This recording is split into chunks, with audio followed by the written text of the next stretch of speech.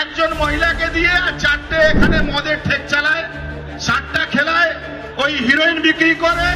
রোহিঙ্গা ভাই, পাকিস্তানি ভাই, বাংলাদেশি মুসলমান, তোমাদেরকে তোমার খালা আর ফুফু আর বাঁচাতে পারবে না।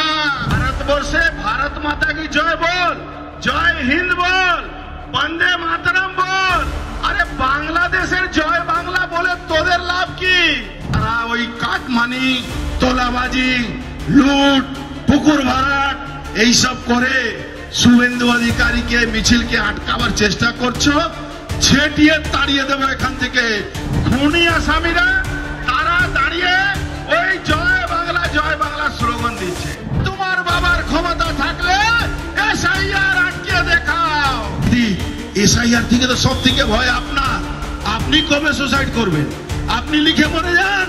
মমতা ব্যানার্জি, খালা ফুফু যাই বলি আমরা, আপনি পশ্চিম বাংলাকে বাংলাদেশ বানাতে পারবেন না।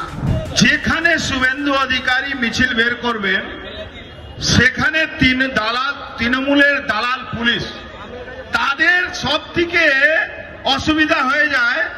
আর কিছু চোরদেরকে, কিছু মহিলাদেরকে, যাদেরকে বাড়ির লোকও সম্মান করে না, একজন মহিলাকে দিয়ে আর 4টে এখানে মদের ঠেক চালায়, 7টা খেলায়, ওই হিরোইন বিক্রি করে। খুনি আসামিরা তারা দাঁড়িয়ে ওই জয় বাংলা স্লোগান দিচ্ছে। আমি বলছি ভাই, ভারতবর্ষে ভারত মাতা কি জয় বল, জয় হিন্দ বল, বন্দে মাতরম বল। আরে বাংলাদেশের জয় বাংলা বলে তোদের লাভ কি? তাহলে কি বাংলাকে এক্সটেন্ডেড বাংলাদেশ করাতে চাইছিস? মমতা ব্যানার্জি, খালা ফুফু যাই বলি আমরা, আপনি পশ্চিম বাংলাকে বাংলাদেশ বানাতে পারবেন না। আপনি তো বলেছিলেন সিএ মানব না, পাড়ায় পাড়ায় সিএ নিয়ে আমাদের কর্মীরা বসে গেছে। যারা ভারতবর্ষের বাইরে থেকে হিন্দুরা, সনাতনীরা, পাকিস্তান, বাংলাদেশ, আফগানিস্তান থেকে যারা সনাতনীরা এসছেন, খ্রিস্টানরা এসছেন, জৈনীরা এসছেন, বৌদ্ধিস্টরা এসছেন, তাদেরকে আমরা শরণার্থী হিসাবে নাগরিকতা ভারতবর্ষের প্রধানমন্ত্রী নরেন্দ্র মোদীজি আর অমিত শাহ দেওয়ার ব্যবস্থা করেছেন। কিন্তু ভাই রোহিঙ্গা ভাই, পাকিস্তানি ভাই, বাংলাদেশি মুসলমান, তোমাদেরকে তোমার খালা আর ফুফু আর বাঁচাতে পারবে না। ওই রোজই বলছে এসআইআর করতে দেব না, এসআইআর করতে দেব না। আরে তোমার বাবার ক্ষমতা থাকলে এসআইআর আটকে দেখাও। ভারতীয় জনতা পার্টির ব্যাপার নয় এটা, এটা দেশের সংবিধানের ব্যাপার। আর সংবিধানের আগে কেউ নেই। আমাকে একজন বলছিলেন উনি সংবিধান নিয়ে হাঁটছেন কলকাতা। আরে রাহুল গান্ধী সংবিধান নিয়ে হাঁটতে হাঁটতে আজকে এমন অবস্থা হয়ে গেছে কি দূরবীন দিয়ে দেখতে হচ্ছে। আমি 7 দিন বিহার ইলেকশনে প্রচারে গিয়েছিলাম। সুইপ করছে, এনডিএ সরকার আসছে, কিন্তু মমতা ব্যানার্জি আপনাকে তো ওখানে কোথাও দেখা যাচ্ছে না। আপনি নাকি ফায়ার ব্র্যান্ড। তাহলে ইন্ডি যারা আছে, কংগ্রেসীরা, আরজেডি, বাড়িতে গিয়ে মাংস খেয়ে এসেছিলেন তো লালু যাদব, ওই ওরাও তো আপনাকে ডাকছে না। কেন? ওরা জানে আপনি গেলে ওদেরও ভোট ব্যাংক শেষ হয়ে যাবে।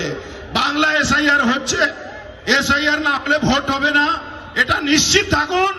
আর এই পানিহাটি তৃণমূলকে বলে দিচ্ছি, যারা ওই কাটমানি, তোলাবাজি, লুট, পুকুর ভরাট এইসব করে শুভেন্দু অধিকারীকে, মিছিলকে আটকাবার চেষ্টা করছো, ছেটিয়ে তাড়িয়ে দেবো এখান থেকে।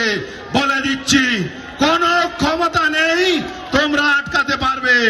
আমি বারবার বলছি, এই শিল্পাঞ্চলে তৃণমূলের শেষ সময় এসে গেছে।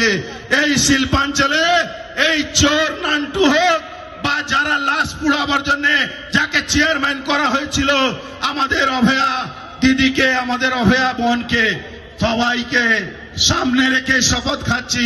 এখন মমতা ব্যানার্জি ওই হসপিটালে মর্গে ডেড বডি খুঁজে বেড়াচ্ছে। যার 3টে আঙুল নেই সে নাকি সুসাইড নোট লিখছে, লজ্জা হয় না? যার আঙুল নেই তার সে সুসাইড নোট লিখছে। যে মহিলা বাড়িতে অশান্তির জন্য নিজেকে সুসাইড করছে, মমতা ব্যানার্জি এসআইআর জন্য হচ্ছে। দিদি, এসআইআর থেকে তো সব থেকে ভয় আপনার। আপনি কবে সুসাইড করবেন? আপনি লিখে মরে যান, তাহলে তো ভালো হবে। কেন আপনি তো সব থেকে বেশি আপনি ভয় পেয়েছেন, আপনার ভয় লাগছে না? আপনি সে সুসাইড নোট লিখুন, নিশ্চিত থাকুন এসআইআর হবে। পানিহাটি জিতবো আমরা, আশেপাশে জিতবো আমরা। আরো ভালো ভালো খবর দেখতে সাবস্ক্রাইব করুন বাংলা হান্টের ইউটিউব চ্যানেল। বাংলা হান্টের আরো খবর দেখতে নজর রাখুন। বাংলা খবর মানেই বাংলা হান্ট।